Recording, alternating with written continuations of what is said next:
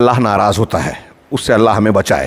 یہ ہیڈنگ کرنے کے بعد آگے لکھنے کے بعد وہ کہتے ہیں پھر انہوں نے حضرت معاویہ بن ابو سفیان سے سند تک پہنچا کر کہا کہ حضرت امیر معاویہ کہتے ہیں کہ اللہ کے رسول صلی اللہ علیہ وسلم نے فرمایا یکون اقوام تتجارف بہم تلک الاہوا، کہ کچھ ایسے لوگ پیدا ہونے والے ہیں، آنے والے۔ اللہ کے رسول نے سبب بتا دیا۔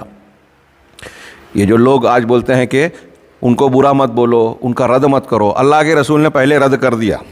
یہ رد ہے، دیکھیے کہ کچھ ایسے لوگ پیدا ہوں گے تتجارا بہم تلک الاہوا، جن کے اندر یہ اہوا، خواہشات اور بدعات و خرافات، اہوا کی وضاحت میں کہہ رہا ہوں، بدعات و خرافات، بدعات اور خرافات ان کے اندر اس طرح گھس جائیں گی، سرایت کر جائیں گی، کما یتجار الکلب بصاحبہ، جیسے وہ آپ لوگ کیا بولتے ہیں، کتا کاٹنے کے بعد وہ جو ریبیز والی بیماری ہوتی ہے تو اس کو کیا بولتے ہیں، عربی میں اس کو کلب کہتے ہیں۔ کتے کے کاٹنے سے جو بیماری ہوتی ہے، ہاں، وہ جس طریقے سے صاحب بیماری کے جسم کے اندر سرایت کر جاتی ہے، فلا یبقى منہ مفصل الا دخلہ، تو اس میں جسم کا کوئی ایک جوڑ بھی نہیں ہوتا مگر وہ بیماری اس کے اندر گھس جاتی ہے۔ کتے کے کاٹ لینے کے بعد یہ کتا والا بیماری ہوتی ہے ریبیز کی وجہ سے، تو پاگل پن جیسا ہوتا ہے، آدمی پانی سے بھاگتا ہے، پانی سے بھاگتا ہے، پانی سے دور رہنے کی وجہ سے پیاس سے مر جاتا ہے، اور بہت کم ایسا ہوتا ہے۔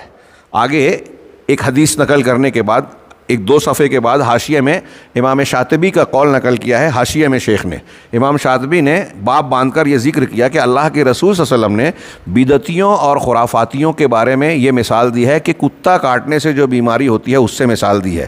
کہا کہ یہ بہت اہمیت کی حامل بات ہے، کیونکہ کتے کا کٹا ہوا عام طور سے پاگل ہو جاتا ہے اور پھر وہ پانی نہ ملنے سے مر جاتا ہے۔ ایسا بہت کم ہوتا ہے کہ وہ ہلاکت سے بچ جائے۔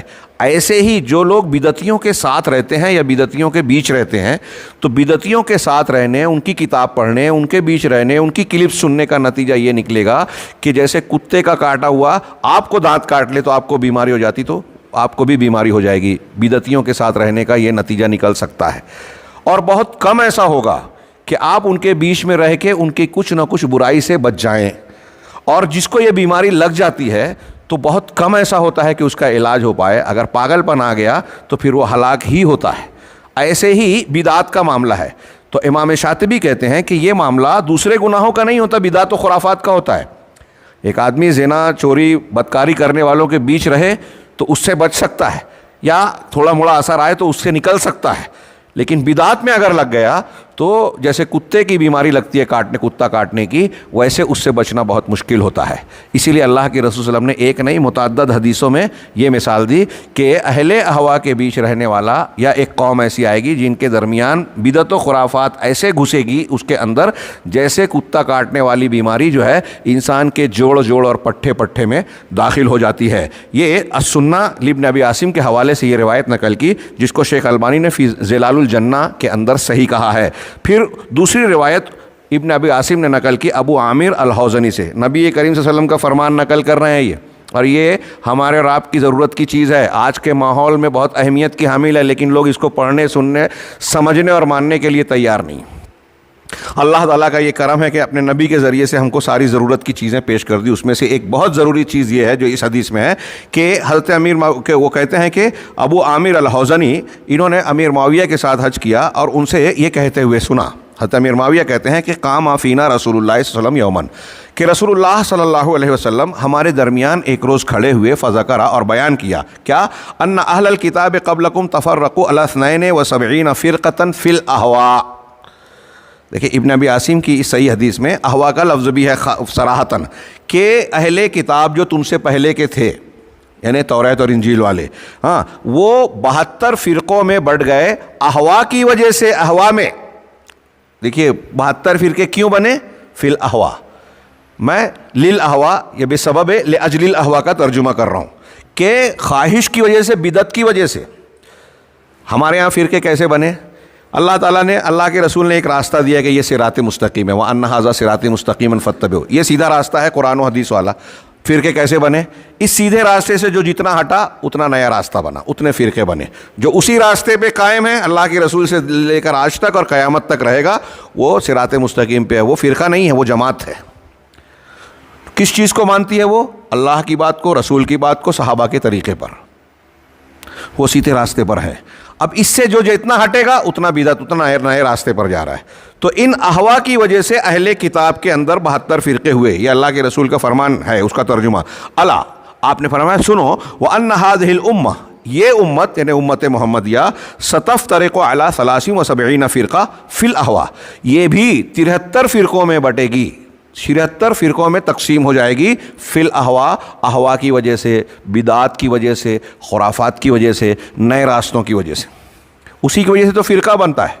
ہاں، اب ہمارے ہاں کچھ لوگ بولتے ہیں کہ یہ بھی صحیح وہ بھی صحیح. اللہ کے رسول کہہ رہے ہیں کہ یہ فرقہ بندیاں ہیں، یہ صراط مستقیم سے ہٹنے والا معاملہ ہے، اور آپ کہہ رہے ہیں سب صحیح ہے. اللہ کے رسول نے کہا کلھا فی النار الا واحدہ، سب کے سب جہنم میں ہوں گی سوائے ایک کے.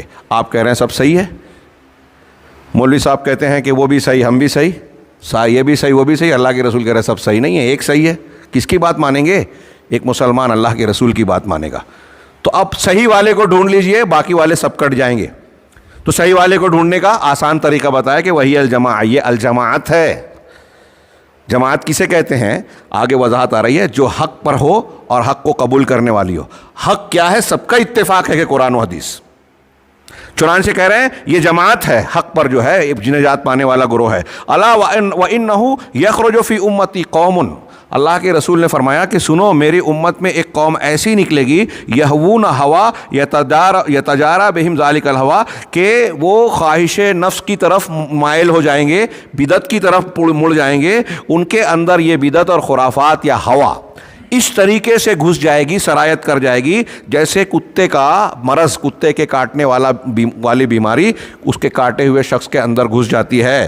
لا يدع منه عرقا ولا مفصلا الا دخلہ، رسول اللہ صلی اللہ علیہ وسلم کے فرمان میں ہے کہ اس کے جسم میں نہ کوئی رگ ہوتی ہے اور نہ کوئی جوڑ ہوتا ہے، مگر یہ بیماری کا اثر اس کے اندر چلا جاتا ہے، بیماری اس میں چلی جاتی ہے. یہ بھی السنہ ابن ابی عاصم کی روایت ہے، صفحہ نمبر 7 پر، جس کو فی ظلال الجنہ میں علامہ البانی رحمہ اللہ نے صحیح کہا ہے. صحیح حدیث ہے یہ بھی.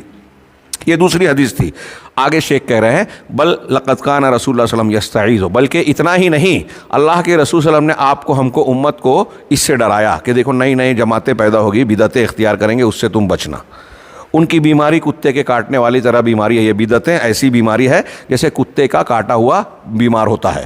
آگے کہہ رہے ہیں کہ اللہ کے رسول صلی اللہ علیہ وسلم نے اتنا بتانے کے بعد ہم کو یہ بھی تعلیم دی، اور آپ کا یہ طریقہ تھا کہ آپ احوا، خواہشات نفس یا بدعتوں سے پناہ مانگتے تھے، اور امت پر، اپنی امت کے سلسلے میں اس کا ڈر رکھتے تھے.